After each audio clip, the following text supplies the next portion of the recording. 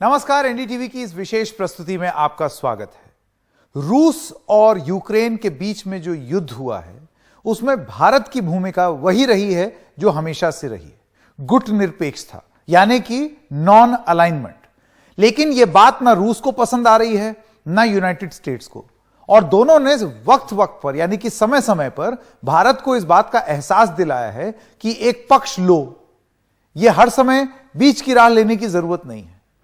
America तो इस हद तक चला गया कि उनके कई सारे अफसर यहां आए और उन्होंने ये बोला कि आपका रिस्पांस बहुत शेकी है, आप अगर बहुत ज्यादा समर्थन करेंगे, रूस से तेल लेंगे तो बहुत बुरा हो जाएगा, कॉन्सिक्वेंसेस होंगे। ये मत सोचिए कि चीन अगर आपके बॉर्डर में घुस आया तो रूस मदद करेगा। इस सब पर यूएस क्या समझता है भारत के बारे में और क्यों इज्जत नहीं देता इस बात का कि हम गुट निरपेक्ष, नॉन अलाइंड रहना चाहते हैं। यूएस स्टेट डिपार्टमेंट के प्रवक्ता जैद तरार अब हमारे साथ हैं। जैद साहब, आपका एनडीटीवी इंडिया में बहुत बहुत स्वागत। सबसे पहली बात मेरी यह है कि यूनाइटेड स्टेट्स के लिए भारत की एक इंडिपेंडेंट फॉरेन पॉलिसी को कबूल करना, एक्सेप्ट करना इतनी बड़ी चुनौती क्यों साबित हो रही है? आप क्यों नहीं एक्सेप्ट कर सकते कि भारत की अपनी भी कोई नीति हो सकती है? जी देखिए, पहली बात तो ये है कि thank you very much for having me. देखिए, मैं बहुत स्पष्ट तौर पर ये कहना चाहूँगा कि अमेरिका से कोई ऐसा दबाव नहीं है इंडिया पर कि वो अपनी राजनीति को चेंज करें, तब्दील करें। कोई ऐसी बात नहीं है, बल्कि ख़ुद आपने सुना होगा कि 2 दिन पहले राष्ट्रपति बाइडेन जब वो पीएम मोदी से बात कर रहे थे, या जब हमारे विदेश मंत्री secretary of state Tony Blinken जब वो बात कर रहे थे प्रेस के साथ, डॉक्टर जयशंकर के साथ, तो उन्होंने भी बहुत स्पष्ट तौर पर कहा है कि जो हम सुन चुके हैं इस वक्त इंडिया से, वो बिल्कुल हम खुश हैं उसके साथ। बल्कि लोकसभा में भी बहुत स्ट्रांग, बहुत सख्त स्टेटमेंट्स आए हैं कि जो हम देख रहे हैं यूक्रेन में वो बिल्कुल ठीक नहीं है, वो बहुत गलत है, फौरी तौर पर युद्ध बंद होना चाहिए।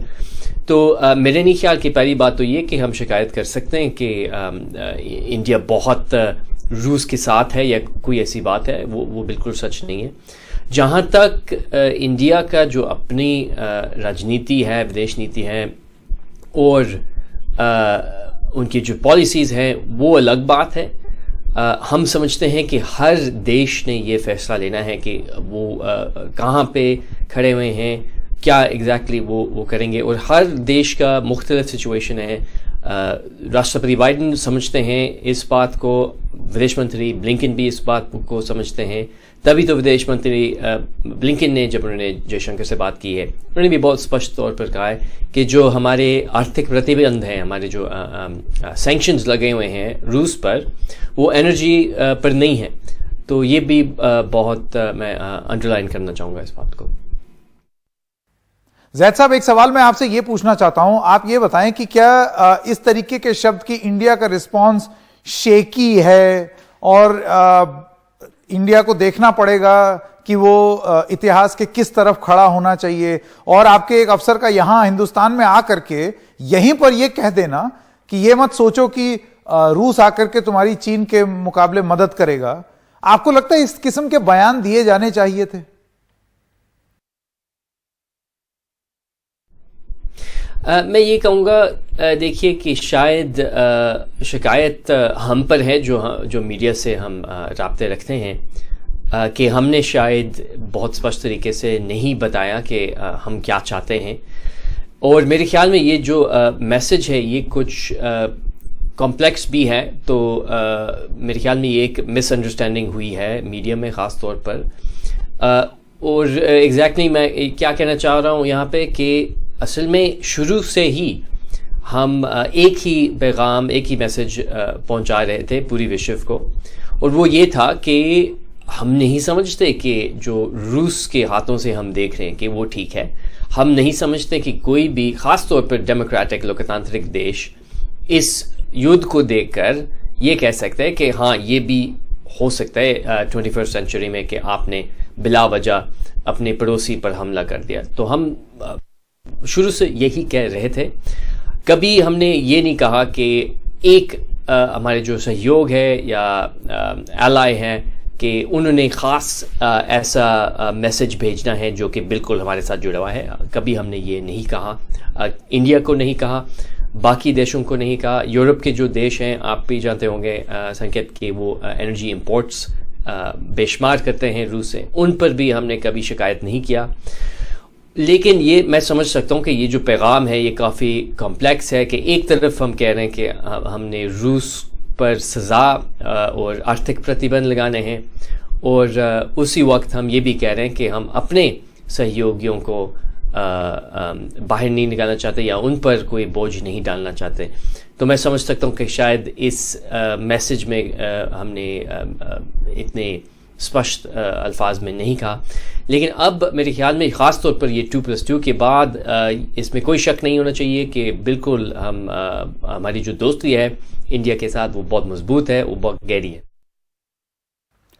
ज़ैद तरार, आपको लगता है ये जो 2+2 में अब इस तरीके के बोल बोले जा रहे हैं, आज आपके भी तेवर कुछ इस तरीके के हैं कि आप समझौता चाहते हैं? क्योंकि यूनाइटेड स्टेट्स के, माफ कीजिएगा, इस तरीके के तेवर पहले नहीं थे। पिछले अगर हम 21 दिन के अगर बयान देखें यूनाइटेड स्टेट्स के, तो वो इस तरीके का कॉन्फिडेंस इंस्पायर नहीं करते हैं कि वो भारत से आप किसी किस्म की दोस्ती चाहते हैं। लेकिन आज आप इस तरीके के सुर बोल रहे हैं। तो आपको लगता है जो 2+2 हुई थी बैठक भारत और अमेरिका के बीच में, ये एक प्रयास था डैमेज कंट्रोल करने का? मैं ये नहीं कहूँगा। पहली बात तो ये कि 2+2 तो हमारे कैलेंडर में तो काफ़ी देर से है, तो वहीं से आप देख लें कि कोई ऐसी बात नहीं है कि हम डैमेज कंट्रोल करें। दूसरी बात यह है कि कोई मैं ये कहूँगा कि कोई ऐसी डैमेज हुई नहीं है हमारे रिश्ता में, हमारे राब्तों में, तो उस पे से भी आप अंदाज़ा लगा सकते हैं। बल्कि अगर हम ये भी देख लें कि हम मुसलसल राब्ते में हैं, लगातार हम राब्ते में हैं इंडिया के साथ, जब से रूस ने यूक्रेन पर हमला किया, तो मेरे नहीं ख्याल कि कोई ऐसी बात है।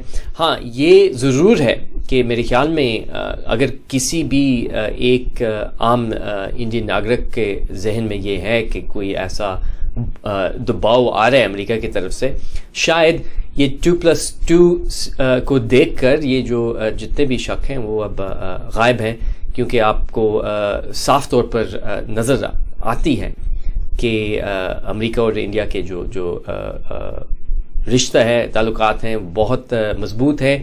और असल में हम बहुत सारे बहुत महत्वपूर्ण जगहों में काम कर रहे हैं एक साथ। वो सिर्फ यूक्रेन और यूरोप में नहीं है, बल्कि इंडो पैसिफिक में है, ग्रीन एनर्जी में है, ये कोविड-19 वैक्सीन के डेवलपमेंट में भी है, क्वाड में भी है। तो बेशुमार जगहों में हम मिलकर काम कर रहे हैं। तरार साहब, मेरा आखिरी सवाल आपसे ये, या भले ही आपको तीखा लगे लेकिन पूछना तो बनता है, वो ये है कि एक पक्ष है भारत में, और वो ये है कि अमेरिका को हमेशा दोस्त नहीं दास चाहिए। ऐसे लोग चाहिए जो कि बिल्कुल अमेरिका के हिसाब से चलें, जो आप बोल दें वो एकदम सही, और सब खामखा आप ही सबसे बड़े फन्ने खां। ऐसे वक्त में आपको लगता है कि साउथ एशिया में आप अलग थलग पड़ जाएंगे? ये सेंटिमेंट इंडिया में तेजी से बढ़ रहा है, पाकिस्तान में तेजी से बढ़ रहा है, अफगानिस्तान को आपने अधर में छोड़ दिया, वहां बढ़ रहा है। आपको लगता है साउथ एशिया, चीन से आपकी दोस्ती कभी होगी नहीं, उनसे भी आप लड़े हुए हैं, ऐसे में आपको लगता है कि आपको भारत की जरूरत ज्यादा है?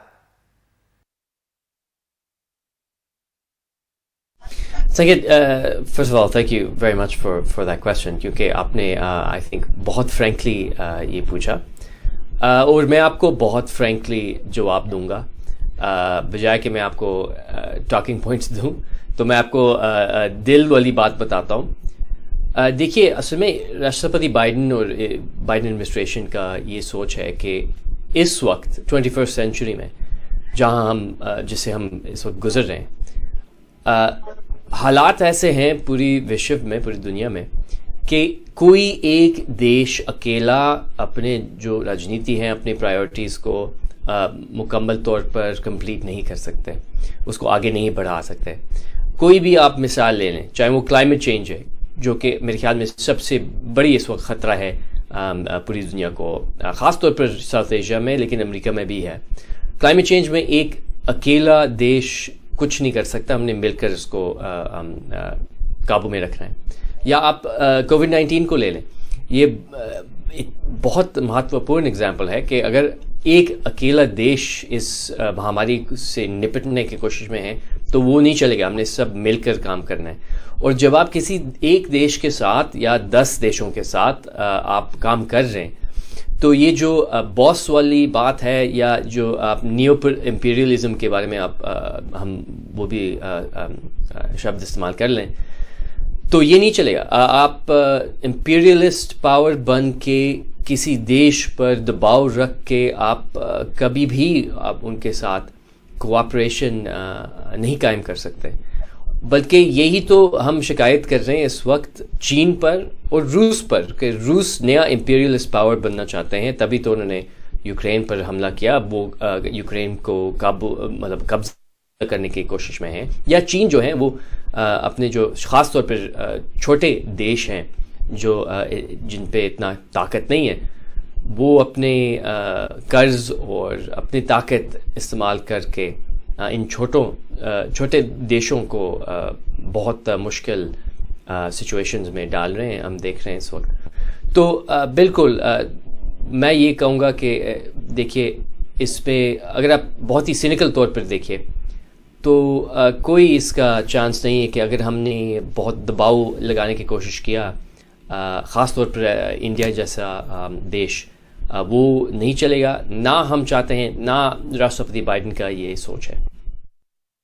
ज़ैद तरार, एनडीटीवी से बात करने के लिए आपका बहुत बहुत धन्यवाद।